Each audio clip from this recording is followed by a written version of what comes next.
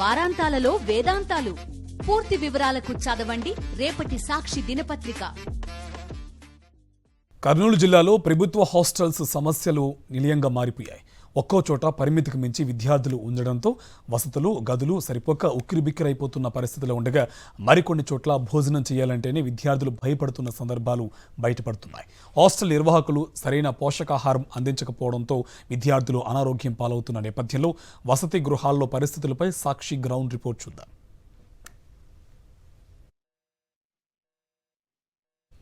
కర్నూలు జిల్లాలో కొన్ని సంక్షేమ వసతి గృహాలు కిక్కిరిసిన పరిస్థితిలో దర్శనమిస్తున్నాయి. ఒక్కో వసతి గృహంలో సుమారు 200 నుంచి 300 మంది విద్యార్థులు ఉంటుండగా ఒకే గదిలో 50 నుంచి 60 మంది విద్యార్థులు ఉండాల్సిన పరిస్థితి ఉంది. దీంతో అక్కడే చదువుకోవడం, అక్కడే విద్యార్థులు నిద్రపోతున్న పరిస్థితులు ఉన్నాయి. కర్నూలులోని బీసీ హాస్టల్ నుంచి మరింత వివరాలు మా కరెస్పాండెంట్ లోకేష్ అందిస్తారు.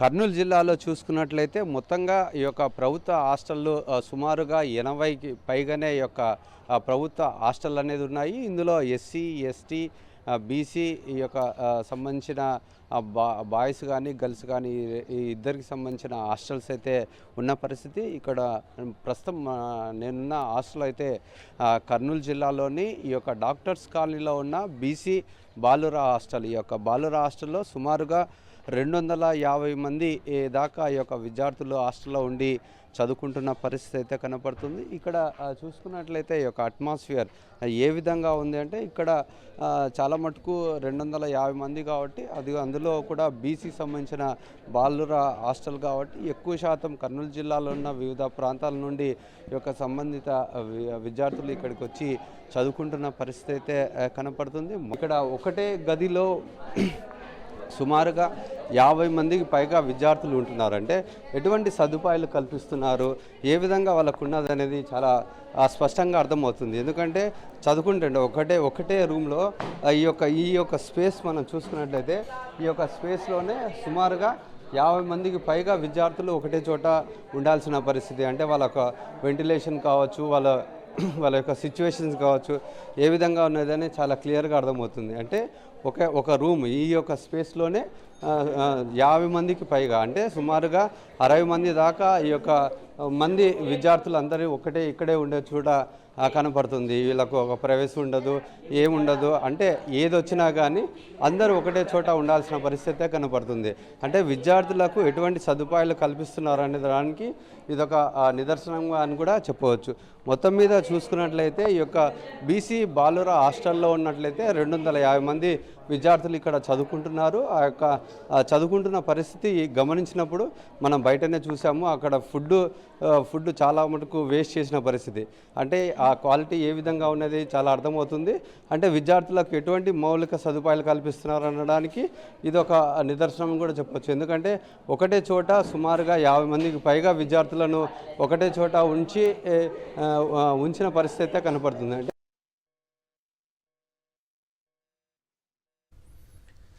కర్నూలు పట్టణంలో ఎస్సీ బాలుర వసతి గృహాల్లో సరైన వస్తువులు లేక విద్యార్థులు అగచాట్లు పడుతున్నారు. ఉడికిన అన్నం, సరైన పోషకాలు లేని వంటలతో విద్యార్థులు తీవ్ర ఇబ్బందులు పడుతున్నారు. చాలాసార్లు ఆహారం బాగాలేక తినాలంటే కష్టమవుతుందని విద్యార్థులు చెబుతుండగా మంచి ఆహారం తీసుకోకపోవడంతో రోగాల బారిన పడుతున్నామని ఆవేదన వ్యక్తం చేస్తున్నారు విద్యార్థులు. కర్నూలు ఎస్సీ హాస్టల్లో పరిస్థితులపై మరింత సమాచారం మా కరెస్పాండెంట్ లోకేష్ అందిస్తారు. ప్రస్తుతం మనం ఇంకొక హాస్టల్ దగ్గర ఉన్నాము. ఇది కర్నూలు నగరంలోని ఎస్సీ హాస్టల్. ఇక్కడ బాయ్స్ మాత్రమే ఉంటున్నారు. ఎస్సీ సంబంధించిన వాళ్ళు మాత్రమే ఈ యొక్క హాస్టల్లో ఉంటున్న పరిస్థితి చాలా మటుకు మనం చూసాము. అంటే ఈ యొక్క బీసీ హాస్టల్ యొక్క పరిస్థితి ఎంత అధ్వానంగా ఉందో అనేది మనం గమనించిన పరిస్థితి. అటువంటి తరుణంలో మరొక హాస్టల్ దగ్గరికి వచ్చాము. ఇక్కడ ఇది ఎస్సీ హాస్టల్ సంబంధించింది. ఇక్కడ పైన అంతా విద్యార్థులంతా ఈ యొక్క టిఫిన్ చేస్తున్న పరిస్థితి కనపడుతుంది. ఎట్లా ఉంది ఏం కథ అనేది కొంతమంది విద్యార్థులతో మాట్లాడే ప్రయత్నం చేద్దాం. ఎట్లా ఉంది హాస్టల్ పరిస్థితి? బాగాలేదు సార్, అంత క్లీనింగ్ లేదు, అన్నం సరిగా లేదు, బాత్రూంలో సరిగా క్లీనింగ్ లేదు సార్. అంతా చాలా మటుకు మనం చూస్తున్నాం సరైన ఫుడ్ లేక ఫుడ్ తినడం వలన అనారోగ్య పాలు కావడం అనేది, క్లీనింగ్ లేక జ్వరాలు వస్తున్నది పరిస్థితి మనం గమనిస్తున్నాం. అట్లాంటి సిచ్యువేషన్ ఇక్కడ ఉందా? ఉంది సార్, మా ఫ్రెండ్కి కూడా అపాండిక్స్ అయింది సార్. మొన్న పోయినారు సార్, రాలేదు సార్ ఇంకా హాస్టల్ కూడా. కొంతమందికి జ్వరాలు కూడా వచ్చినాయి కానీ ట్యాబ్లెట్లు కూడా డబ్బులు లేవు సార్ ఇక్కడ. అట్లా కూడా ఉన్నది సార్ సిచ్యువేషన్. తాగడానికి నీళ్ళు కూడా లేవు సార్. తాగడానికి ఫిల్టర్ నీళ్ళు తెప్పించినాడు సార్ వారం, తర్వాత క్లోజ్ చేసినాడు, తర్వాత పట్టించుకుని అట్లా సైడ్కి అయిపోయినాడు సార్. అసలు ఎట్లా ఉంది? తినడానికి అన్నం ఉంది కానీ పెడతారు కానీ తాగడానికి వాటర్ ఉండవు సార్. తాగడానికి జేడీ వేయడం చెప్తే ఒక వారం రోజులు బాగా పెడతారు సార్ వాటర్ కూడా, మళ్ళీ తర్వాత బంద్ చేస్తారు. మళ్ళీ చెప్తే చేస్తాను అంటారు కానీ చేయడు. గుడ్లు పండ్లు సరిగా ఇవ్వడు, పాలు అసలు లేదు. అడిగితే ఇస్తా అంటాడు కానీ ఇవ్వడు. మరి అటువంటి సిచ్యువేషన్స్లో పస్తులు పండుకోవాల్సిందేనా? ఒక్కరోజు 2 రోజులు, చాలా రోజులు అన్నం అయిపోయి ఉపవాసం ఉండి పడుకున్న రోజులు చాలా ఉన్నాయి. ఇంకా కింద డబ్బులు లేక టీ తాగి కడుపు నింపిన రోజులు కూడా చాలా ఉన్నాయి. మరి ఇంత సిచ్యువేషన్స్ ఉన్నప్పుడు మీరు వాళ్ళ సార్ల దృష్టికి తీసుకెళ్ళారా? చెప్పినాం చాలా రోజులు సార్ చెప్పినాం కానీ చేస్తా అంటాడు కానీ పట్టించుకోడు. మరొక విద్యార్థులతో మాట్లాడదాం. ఎట్లా ఉంది సిచ్యువేషన్? ఆ సిచ్యువేషన్ మాత్రం ఉండించుకొని కానీ బాగానే ఉంది. వాష్రూమ్స్ కానీ మామూలు ఉండడానికి కానీ, పిల్లలు రూమ్లలో పండుకోలేక పైకి వచ్చి పండుకుంటారు. టవరెస్ పైకి వచ్చి. ఎంతమంది ఉంటారు రూమ్లో? 2 ఉంటారన్నా. ఇంటర్ 9లో దాంట్లో, డిగ్రీ వాళ్ళ దాంట్లో, బీటెక్ వాళ్ళ దాంట్లో అట్లుంటారు. పండుకునేక లేక డోర్ల కాడ పండుకొని, డోర్లు లేక కొన్ని రూమ్లకి డోర్లు అసలు లేవు. కానీ సదుపాయాలు వార్డెన్ సార్ ఉన్నాడు చెప్తాం కానీ ఆ 2 రోజులు బాగుంటుంది, మిగతా రోజులు మరి అదే పరిస్థితికి వస్తుంది. సాంబార్ అంటావా, సాంబార్ లిల్లు, ఏ కూరగాయలు వేస్తాడో తెలియదు, ఏం చేస్తాడో తెలియదు, అంతా అదే పరిస్థితికి ఉంటుంది. లిల్లు హాస్టల్ చూసి వచ్చినా కానీ తాలుకొని పరిస్థితి ఉందన్న.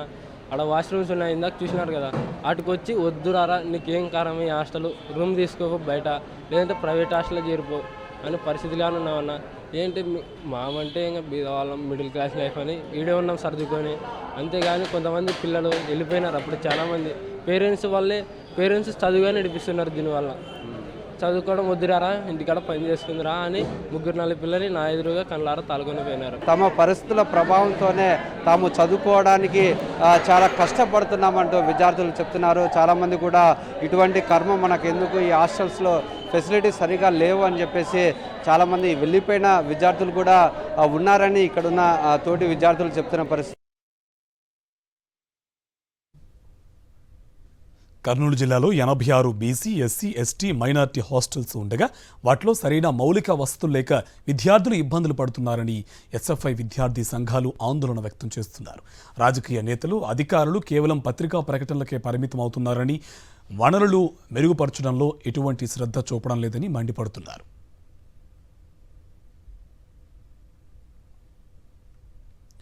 హాస్టళ్ల విషయంలో ప్రభుత్వ నిర్లక్ష్యంపై విద్యార్థి సంఘాల అభిప్రాయంపై మరింత సమాచారం మా కరెస్పాండెంట్ లోకేష్ అందిస్తారు. ప్రభుత్వ హాస్టళ్ల పరిస్థితి అధ్వానంగా ఉన్నాయంటూ విద్యార్థి సంఘాలు ఇప్పటికే చాలా మార్లు ఈ యొక్క కలెక్టరేట్ వద్ద, ధర్నా చౌక్ల వద్ద నిరసనలు తెలిపినారు. విద్యార్థుల కోసం పోరాడిన పరిస్థితి అయితే కనబడుతుంది. అయినప్పటికీ కూడా అధికారులు మాత్రం ఎటువంటి చలనం లేదు. విద్యార్థులకు మంచి నాణ్యమైన భోజనంతో పాటు మంచి విద్యను అందించాలనే ఒక ఆలోచన అయితే ఈ యొక్క ప్రభుత్వంలో కనపడలేని పరిస్థితి. మనతో మాట్లాడేందుకు విద్యార్థి సంఘాల నాయకులు ఉన్నారు, వారితో మాట్లాడే ప్రయత్నం చేశాం. ఎట్లా ఉంది సిచ్యువేషన్ అంటారు? ప్రధానంగా కర్నూలు జిల్లా వ్యాప్తంగా చూసుకుంటే బీసీ కానీ, ఎస్సీ కానీ, ట్రైబల్, మైనార్టీ హాస్టళ్ళన్నీ 86 హాస్టళ్ళు ఉన్నాయి. అయితే ఈ 86 హాస్టళ్ళని ఈ వచ్చిన గవర్నమెంట్ కలెక్టర్ ఆదేశాల మేరకు ప్రతి ఒక్క గెజిటెడ్ ఆఫీసర్ని ఇన్ఛార్జ్గా వేశారు. సరే ఇన్ఛార్జ్గా వేశారు, ఈ హాస్టల్ బతుకులు మారుతాయని అనుకున్నాం. బట్ నెల రోజులైనా సరే ఈ హాస్టల్లో ఎలాంటి బతుకులు ఉన్నాయో అలాంటి బతుకుల్లోనే విద్యార్థులు జీవనం సాగిస్తున్నారు. ప్రధానంగా మెనూ పాటించకపోవడం, ఒకటే రకంగా మెనూని 3 పూటలు అదే ఫాలో కావడం వల్ల విద్యార్థులకి సరైన పౌష్టికాహారం అందడం లేదు. అదేవిధంగా రోజు గుడ్లు ఇస్తున్నామని చెప్తున్నారు తప్ప దాదాపు ఉన్నటువంటి 80 హాస్టల్ జిల్లా వ్యాప్తంగా ఉంటే 80 హాస్టల్లో రోజు గుడ్లు ఇవ్వడం లేదు.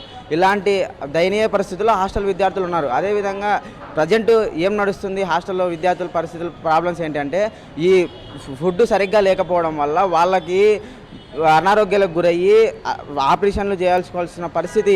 అపెండిక్స్ చాలామంది విద్యార్థులు ఈ అపెండిక్స్ ఆపరేషన్స్ ఈ ఫుడ్ వల్ల బారిన పడి చేయించుకుంటున్నారు. ఈరోజే మనం ఈ హాస్టల్ విద్యార్థి, అదేవిధంగా బీసీ హాస్టల్ విద్యార్థి ఈరోజు హాస్టల్లో అడ్మిట్ అయ్యి వాళ్ళు అపెండిక్స్ ఆపరేషన్ చేసుకుంటున్నారు. ఎందుకు ఈ అపెండిక్స్ ఆపరేషన్ చేసుకుంటున్నారంటే ప్రధానంగా భోజనం సరిగ్గా లేదనే ఇష్యూతోనే ఈ ఆపరేషన్ చేయించుకుంటున్నారనేసి డాక్టర్స్ కూడా ఆ రిపోర్ట్లో చెప్పడం జరిగింది.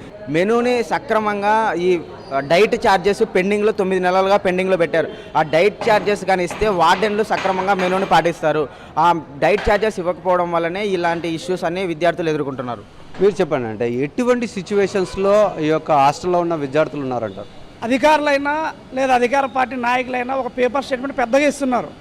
హాస్టల్ పరిస్థితులు మారుతున్నాయి, పేదవాళ్ళు బాగా చదివే పరిస్థితులు వస్తున్నాయి, పేదవాళ్ళకి పెద్దపీటలు వేస్తున్నామని చెప్పేసి. కానీ కింది స్థాయికి వచ్చి చూస్తే హాస్టల్లో అంటే మేమెందుకు ఈ హాస్టల్లో ఉన్నాము అని చెప్పేసి రోజు విద్యార్థులు ఏడ్చే పరిస్థితులు ఇక్కడ ఉన్నాయి. గవర్నమెంట్కి తప్ప ఇప్పటిదాకా ఈ ప్రభుత్వంలో ఉన్నటువంటి ఎమ్మెల్యేలైనా మంత్రులైనా ఎవరైనా కూడా కింది స్థాయికి వెళ్ళి ఏ హాస్టల్కైనా వెళ్ళి ఒక్కసారి విద్యార్థుల పరిస్థితులు ఎలా ఉన్నాయి, మేము ఏ విధంగా వాళ్ళకి చెప్పిన మాట ఎంతవరకు నెరవేరుస్తున్నామని చెప్పి చూసే పరిస్థితులు దాఖలాలు లేవు ఎక్కడ కూడా. కానీ స్టేట్మెంట్లు మాత్రం పెద్దగా ఇస్తున్నారండి. ప్రతి పేపర్ స్టేట్మెంట్ వస్తుంది, మేము చేస్తున్నాం, మేము అదిగో చేస్తున్నాం ఇదిగో చేస్తున్నాం, మా వినతి పత్రాలు వచ్చాయి, మా ప్రభుత్వం పెద్ద ఎత్తున చేస్తుందని చెప్పారు. ఇప్పటిదాకా రీసెంట్గా కూడా విద్యాశాఖ మంత్రి గారు కూడా చూశారు, ఒక రోడ్డు మ్యాప్ వేస్తాం విద్యార్థులకు, ఒక పెద్ద ఎత్తున చర్చలు పిల్లంపిస్తాం, అందరిని మాట్లాడతాం, సమూలంగా మార్పులు చేస్తామని. ఏంటండి ఒక స్టేట్మెంట్ మాత్రమే ఇవ్వడమా? ఏదైతే ఈ యొక్క ప్రభుత్వం విద్యా వ్యవస్థ మీద అవలంబిస్తున్న తీరును మాత్రం విద్యార్థి సంఘ నాయకులు మాత్రం తప్పుపడుతున్నారు.